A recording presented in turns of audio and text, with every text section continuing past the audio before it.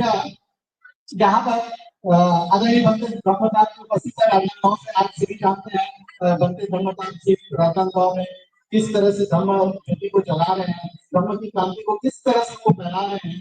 राजनांदगांव में पूरे छत्तीसगढ़ में वो दौरा करते हैं, प्रचार करते हैं। तो मैं चाहता हूँ कि एक बार जोरदार तालियों के साथ में आदरणीय ब्रह्मदास जी का स्वागत करें। तथागत भगवान गौतम बुद्ध बोधिसत्व डॉक्टर बाबा साहब अम्बेडकर गुरुमान उपासिकाएं आज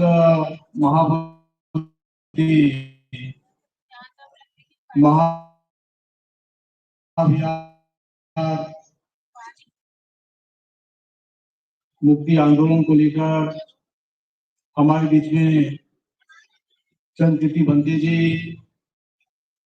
हमारे वीर विलास धर्मपाल बंते जी और धर्म संस्थाएं लाल अमृत सिंह बंते जी और आज के कार्यक्रम के मुख्य अतिथि और जिनके नेतृत्व में धरना चल रहा है माननीय आकाश रामा जी यहाँ उपस्थित है।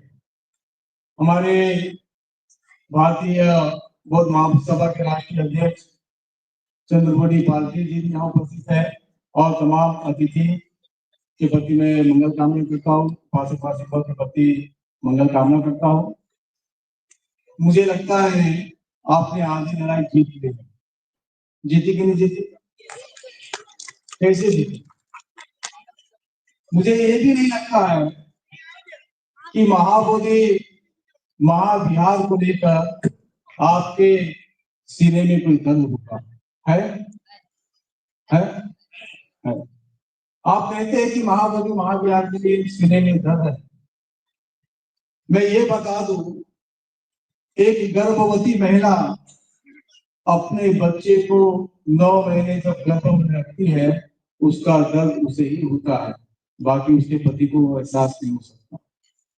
जिसने बुद्ध धर्म को समझा है, महाबोधि महाविहार को जाना है, एक गर्भवती महिला जैसे बच्चे को लेकर जो दर्द वो महसूस करती है, वो दर्द आपके भीतर में है कि नहीं ये बताइए।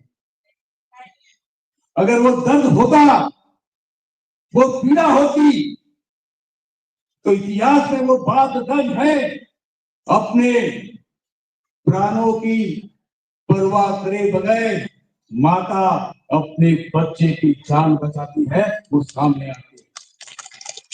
अगर वो दर्द होता तो आप में वो ऊर्जा होती कि महाबोधि महाविहार कितने दिनों से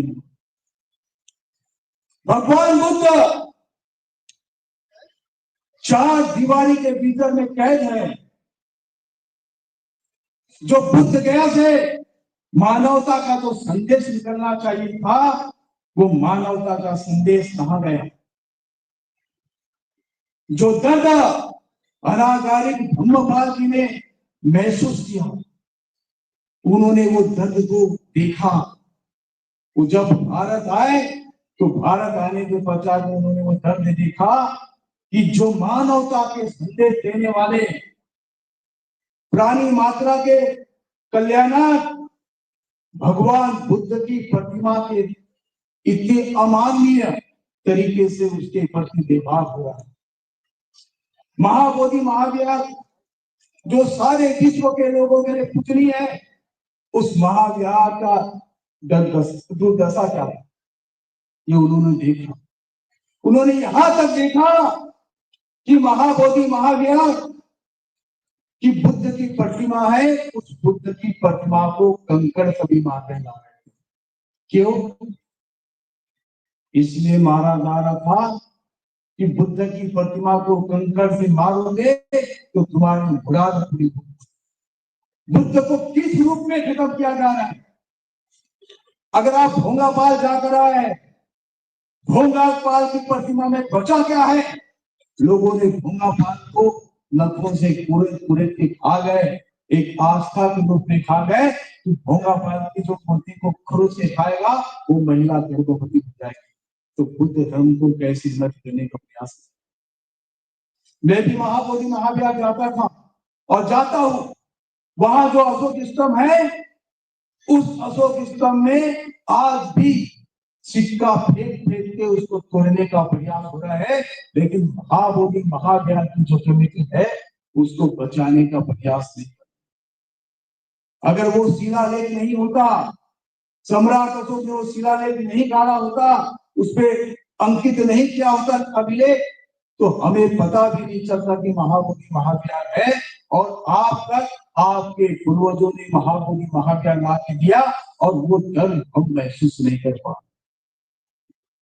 अगर उस माता का दर्द आपके भीतर में उत्पन्न हो जाएगा तो आज ही महाबोधि महाविहार हो जाएगा। 3 महीने से आकाश लामा जी के नेतृत्व में धरना 12 फरवरी से धरना चल रहा है, आज भी धरना चल रहा है, आज भी धरना जगह बदल बदल के चल रहा है, लेकिन धरना उठने का नाम नहीं ले रहा है। लेकिन धरने को चलाया जा रहा है, वो दर्द पैदा करना होगा। अगर आपके लिए दर्द है तो अनशन में रायपुर में बैठ जाओ, वो साहस निर्माण करने की जरूरत। साहस होता है, वो साहस पर निर्माण करता है।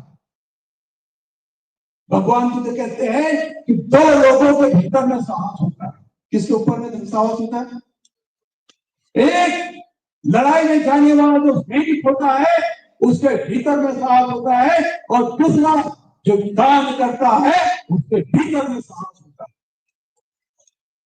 आज महाबोधि महाविहार का जो धरना चल रहा है कोई पॉलिटिकल पैसे से नहीं चल रहा। महाबोधि महाविहार का जो आंदोलन चल रहा है कोई शासन की तरफ से नहीं चल रहा है। महाबोधि महाविहार का जो आंदोलन चल रहा है आपके एक रुपया एक पाई से चल रहा है। वो साहस आप लोगों ने दिखाया, और वो साहस रहने के कारण 3 महीने से धरना चल रहा है, और 3 महीने से जो धरना चल रहा है 14 घंटे बाद चल रही है। 113 दिन धरने को हो गए और 113 दिनों से सभाएं चल रही है। सरकार पूरी तरीके से गिर गई है, और सरकार खुद चाहती है, बिहार सरकार खुद चाहती है कि महाबोधि महाविहार का मुक्ति का आंदोलन समाप्त हो जाए। वो से रामा जी ने महसूस किया है। वो दर्द के कारण रामा जी ने 113 दिनों से अपने घर का चेहरा नहीं देखा है। तो आपके भीतर में सही में करुणा है, सही में मैत्री है, तो आपने ये सोचना है कि हमारे लोगों ने जो महाबोधि महाविहार के लिए जो 113 दिनों में अपने आप को 4 बम्बों के नीचे कैद करके जो अपने आप को रखे हैं वो किस लिए रखे? स्वयं अपने आप को कैद बना दिए। क्यों? उनका दर्द आप जानिए। उनका दर्द यही है कि महाबोधि महाविहार मुक्त होना चाहिए, बौद्धों को महाबोधि महाविहार मिलना चाहिए, ये उनकी मांग है। और ये 2 मांगों को लेकर वो जमाए पूरे देश घूमने का उन्होंने प्रण किया। देश में भ्रामक एक प्रचार भी किया जा रहा है कि धरना खत्म हो गया। जिसको धरना खत्म करने का इंटरेस्ट था वो धरना खत्म हो गया, ऐसी भ्रामक प्रचार कर रहे हैं। जिनको धरना खत्म नहीं हुआ ऐसा इंटरेस्ट है, वो लोग पूरे देश में घूम घूम कर बता रहे हैं कि धरोहर को बचाना है, इतिहास को बचाना है और संस्कृति को बचाना है। धरोहर बचेगा, इतिहास बचेगी, संस्कृति बचेगी, तब जाकर आप अपने आने वाले पीढ़ी को दे सकते हो। वो दर्द अपने भीतर में पैदा करना, वो दर्द अपने भीतर में पैदा नहीं करोगे। जो आंदोलनकारी जो आंदोलन में बैठे हैं, क्या उनका घर नहीं है? क्या उनकी माता नहीं है? क्या उनके पिता नहीं है? क्या उनके भाई नहीं है? क्या बहन नहीं है? बेटी नहीं है? बेटा नहीं है, पत्नी नहीं है, पति नहीं है, सब है, लेकिन एक डर उनके भीतर में है जो बुद्ध चार दीवारी के भीतर में बुद्ध का जो विचार जिन्होंने कैद करके रखा, वो विचारों को, बुद्ध के विचारों को बाहर निकालना है। अगर बुद्ध उस जगह में ज्ञान प्राप्त नहीं किए होते, वो धरती आज भी गुम हो जाती। लेकिन आज भी दुनिया के लोग बुद्ध कहाँ पैदा हुए, बुद्ध ने कहाँ ज्ञान प्राप्त किए, बुद्ध ने कहाँ महापरिनिर्वाण प्राप्त किए, कहाँ उन्होंने धम्मचक्र प्रवर्तन सूत्र का उपदेश किया, ऐसे लोगों ने खोज कर आए और उस धरोहर को बचाए। माननीय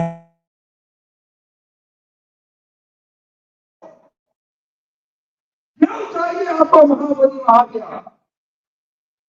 महाबोधि महाज्ञान क्यों चाहिए? अपने भीतर में प्रश्न को निर्माण करो। अनाचार्य धम्मपाल जी ने अपने भीतर में वो प्रश्न को निर्माण किया था। हमारे आकाश रामा जी अपने भीतर में वो प्रश्न को निर्माण किए थे। भंते जी ने अपने भीतर को प्रश्न को निर्माण किए थे। आनंद भंते जी ने अपने भीतर को प्रश्न को निर्माण किए थे। तब शासन और जब तक आप अपने भीतर में इस प्रश्न को निर्माण नहीं करोगे, महाबोधि महाज्ञान मुक्त नहीं। महाबोधि महाज्ञान एक छोटी मोटी लड़ाई नहीं है। महाबोधि महाज्ञान वो लड़ाई है कि जैसे शेर के मुंह में हाथ डाल के दीवारा निकालने वाली बात है। महाबोधि आंदोलन में बैठ के सभी लोगों के प्राण खतरे में है, सभी लोगों के प्राण खतरे में। कब जाकर आकाश रामा जी के साथ में कौन सी अप्रिय घटना घट सकती है, कब जाकर उन आंदोलनकारियों के साथ में अप्रिय घटना घट सकती है। लेकिन उन्होंने प्रण लिया है कि मैं यहां से तब ही जाऊंगा जब महाबोधि महाज्ञान मुक्त होगा, नहीं तो मेरी धरती यहां से क्यों ना चलेगा, तब तक मैं यहां नहीं हूं। ये होता है, आत्मविश्वास होता है, संकल्प होता है, और ये संकल्प, ये आत्मविश्वास ही हमें महाबोधि महाज्ञान को मुक्त करा सकता है। अगर आप चाहते हो कि महाबोधि महाज्ञान के साथ में खड़े रहे, तो आप कैसे खड़े रहेंगे? आपने मानसिक तौर पर तैयार होना है, आपने शारीरिक तौर पर तैयार होना है, आपने आर्थिक तौर पर तैयार होना है। इस तीन बातों से जो व्यक्ति तैयार रहता है, वो अपनी लड़ाई जीत सकता है। अगर महाबोधि महाज्ञान हम क्यों मुक्त करना चाहते हैं, हम इतिहास को कुरेदने की बात नहीं करते हैं। इतिहास को कुरेदेंगे तो लंबा चौड़ा इतिहास होगा। लेकिन मैं आपको एक बात बता देता हूँ, 12 मई को 2025 को क्या हुआ पता है? आपके नजरों के सामने शासन सत्ता में बैठे हुए लोग, आपके नजरों के सामने जिस दिन हमारा पवित्र दिन था, जिस दिन भगवान सिद्धार्थ गौतम ने जन्म लिया, ज्ञान प्राप्त किया, महापरिनिर्वाण लिया, ऐसे पवित्र दिन में हमारे नाक के नीचे, हमारे आंखों के सामने, हमारी उपस्थिति में शासन प्रशासन ने हमारे साथ क्या किया, क्या बताइए? भगवान बुद्ध को पीठ दिखाकर उन्होंने जो सामने में अगरबत्ती मोमबत्ती लगाने की जो जगह थी, जो टूट गया, उसे शिवलिंग बताकर हमारे राज्यपाल जी और कलेक्टर महोदय जी शासन प्रशासन के माध्यम से हिंदू रीति रिवाज के अनुसार पूजा पाठ कर। और आप क्या करें? अपने धर्म को शुद्ध करना है, बुद्ध धर्म को उसी रूप में लाना है। अगर बुद्ध धर्म को बचाना होगा, अगर आपके आंखों के सामने, आपके उपस्थिति में ये सब बातें हुई और आप चुप रहकर आप शांत बैठ गए हैं, ये क्या है? आपके घर की 1 इंच की जमीन आपका पड़ोसी छीन लेता है, तो आप उसे कोर्ट कचहरी दिखाते हो, उससे झगड़ने के लिए तैयार होते हो। लेकिन जो हमारा पवित्र स्थल है, उस पवित्र स्थल को मनुवादियों ने छीन लिया है। मनुवादियों ने उसकी दुर्दशा करके रखी है। आप इस बात को जानिए, अपने इतिहास को बचाना है और धरोहर को बचाना है और संस्कृति को बचाना है। इतिहास, धरोहर और संस्कृति बचेगी तो तब जाकर आप अपने आने वाली पीढ़ी को कुछ दे पाए। बाबा साहब अम्बेडकर ने आपको बुद्ध धर्म दिया।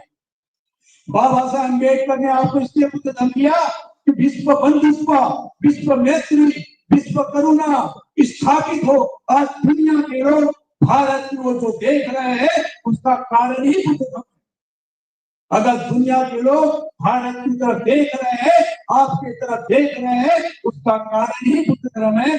अगर दुनिया के लोगों को बुद्ध धर्म नहीं मिला होता तो आपकी तरफ मुंह कभी नहीं। आज दुनिया के लोग देख रहे हैं। हमारे आंखों में आंसू तब आता है जब महाबोधि महाविहार का दृश्य को देखते हैं। आप सवाल किससे करते हो? जो 113 दिन से जो धरना को चला रहे हैं, आप उनसे सवाल करते हो। 113 दिनों से जिन्होंने धरना को स्थापित करके रखा है, कैसे जिंदा रखा है? एक माँ का जो दर्द होता है, गर्भवती महिला बच्चे को लेकर जो दर्द सहती है, वो दर्द आकर सामाजिक प्रत्याशीन भरते ही सहते हुए धरने को कैसे आगे चलते जा रहे हैं, उसको आपको सोचना चाहिए। आपने सवाल करना है तो महाबोधि महावीर मेले की कमेटी में जो 4 लोग हैं, आपने उनसे सवाल करना चाहिए था, लेकिन आप सवाल आकर सामाजिक से आप सवाल उनसे करना था कि आप 4 वोट होने के कारण भी बुद्ध जयंती के दिन में हिंदू रीति रिवाज के अनुसार कैसे पूजा हुआ। अगर सही में वो बौद्ध होते तो हिंदू रीति रिवाज के अनुसार पूजा पाठ नहीं होती। इसलिए महाबोधि महाविहार को मुक्त करना है, बौद्धों को पूर्ण रूप से देना है। अगर बुद्ध शुद्ध रूप में बचेगा तो धर्म भी शुद्ध रूप में होगा। धर्म को शुद्ध रूप में बचाने की लड़ाई है। महाबोधि महाविहार को बचाना मतलब धर्म को उसी रूप में, उसी शुद्धता से बचाना है। अगर आप धर्म को शुद्ध बचाने के लिए हमारी जान भी चले जाए, आपकी प्राण निकल जाए, तो ये समझना कि आपने महाबोधि महाविहार को बचाने के लिए आपने अपने प्राणों को दे दिया, आपने त्याग कर दिया। एक एक लोग दृढ़ संकल्प हो जाए। आपके दृढ़ संकल्प से ही महाबोधि महाविहार होता है। जो आपको सुख जो मिला है, ये सुख बाबा साहब अम्बेडकर की वजह से। आप लोगों का 1 करोड़ का घर होता है, 50 लाख का घर होता है, 50 लाख की जमीन होती है, 50 लाख का घर होता है। ये इतनी बड़ी ताकत, इतनी शक्ति अगर आपके भीतर में जो निर्माण हुई है वो बाबा साहब अम्बेडकर की देन है।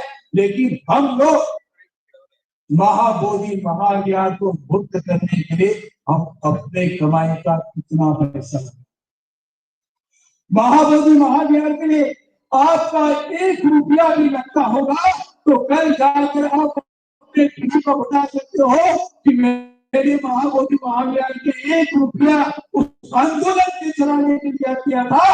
महाबोधि महाविहार के लिए मैंने शारीरिक तौर पर वहां भाग लिया था। महाबोधि महाविहार को मुक्त करने के लिए मैं मानसिक तौर पर खड़ा था। कल जाकर आप अपने आने वाले पीढ़ी को बता सकते हो। आपके पास में जो है वो आपने देना चाहिए।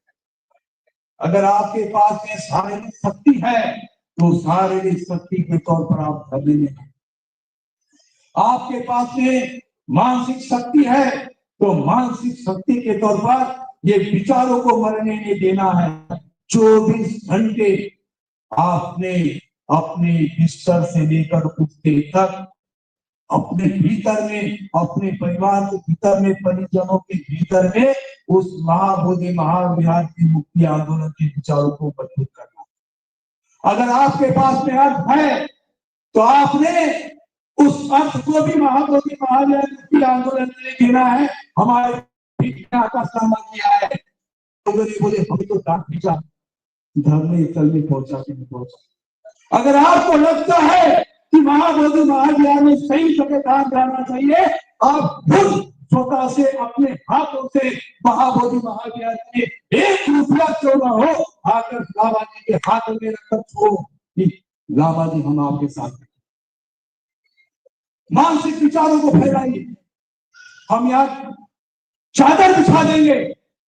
अगर आपको लगता है यह आंदोलन जिंदा रहना चाहिए, शासन आंदोलन को कुचलने के लिए तैयार है, शासन आंदोलनकारियों को जेल में डालने के लिए तैयार है, लेकिन एक लामा जी की सूझबूझ है जो आंदोलन 113 दिन तक चला। अगर सरकारी पैसे से आंदोलन नहीं चल रहा, सरकारी पैसे से धरना नहीं चल रहा, आपके दान से धरना पर चला है। और मैंने शुरुआत में कहा था साहस किसमें होती, किसमें होती?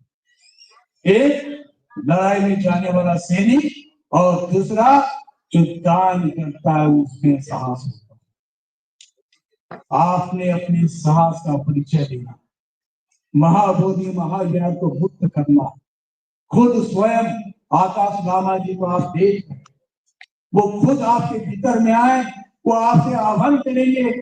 जो गलत तरीके से रोमर जो फैल रहा है उस रोमर पे हमने नहीं जाना, बल्कि महाबोधि महाविहार के विचारों को जिंदा रखना है।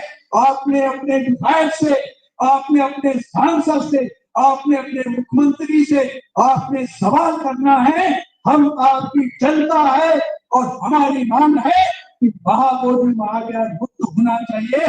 अगर आप अपने विधायक, सांसद और जनप्रतिनिधि से सवाल करने की हिम्मत रखते हो तो ये समझना कि आप महाबोधि महाविहार मुक्ति आंदोलन के सही कार्यकर्ता हो। हिम्मत है कि नहीं बताइए, है कि नहीं है? सवाल कीजिए, मुख्यमंत्री से मिलिए, सांसद से मिलिए, विधायक से मिलिए, उनको कहिए कि महाबोधि महाविहार के पत्र विभाग कीजिए। अगर आप एक समूह के तौर पर इस आंदोलन के साथ में नहीं खड़े हो सकते तो बाबा साहब अम्बेडकर ने आपकी आवाज को मजबूत करने का माध्यम दिया। 50 पैसे का पोस्टकार्ड लिखकर आप राष्ट्रपति, मुख्यमंत्री, प्रधानमंत्री और भारत के मुख्य न्यायाधीश के नाम से 50-50 पैसे का कार्ड भेजिए। 29 जुलाई से पहले पत्र चले जाना चाहिए। 29 जुलाई तक या उसके आगे भी अगर हो सके तो रिले हमें धरना बैठना चाहिए। सांकेतिक तौर पर हो या 29 जुलाई तक हमने धरना में बैठेंगे, तब जाकर ये सरकार हमारी बात करेगी, क्योंकि बाबा साहब ने आपको सूत्र बनाया। तो ये जो आंदोलन है, आंदोलन को मजबूत करने के लिए आप यहाँ आए, सभी लोग आए। यहाँ से जाने के बाद एक लोगों के पीछे हजार लोग। जब आप अपने लड़की की शादी करते हो, जब आप अपने लड़के की शादी करते हो तो आपके घर में 1000 से 2000 लोग आते हैं। यहाँ कितने लोग हैं बताइए? जिस दिन एक भव्य आंदोलन की जब घोषणा होगी तो आप अपने लड़की की शादी कर रहे हैं, आप अपने लड़के की शादी कर रहे हैं, इस भावना को लेकर अपने पीठ के पीछे 1000 लोगों को लेकर महाबोधि महाविहार पहुंचो। इसी के साथ मैं कुमारी को नाम